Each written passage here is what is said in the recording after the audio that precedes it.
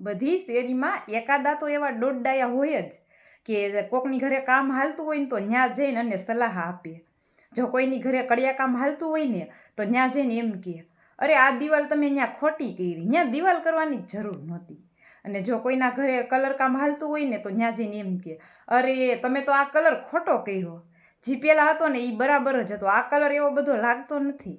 અને જો કોઈના ઘરે ફર્નિચરનું કામ હાલતું હોય ને તો ત્યાં જઈને એમ કહે, અરે આ ફેમ તમે ખોટી લગાવી, ઓલી બીજી ફેમ આવે છે ને એ મસ્ત આવે, એ લગાવી હોત ને તો 1 નંબર લાગત. અને પછી એક જગ્યાએ છે ને વાયરિંગનું કામકાજ હાલતું હતું ઇલેક્ટ્રિકનું, એટલે એ દોઢો છે ને ત્યાં ગયો. પણ જે ઓલો કામ કરતો હતો ને એ એક શેડો આમ દેતો હતો, એક શેડો આમ દેતો હતો, એટલે ઊભો જોતો હતો. એને જઈને એમ ન કીધું કે એલા ઓલો શેડો છે ને તું આમ દે અને ઓલો શેડો આમ દે. એને ખબર છે જો એમ કહીને તો ભડાકા થાય.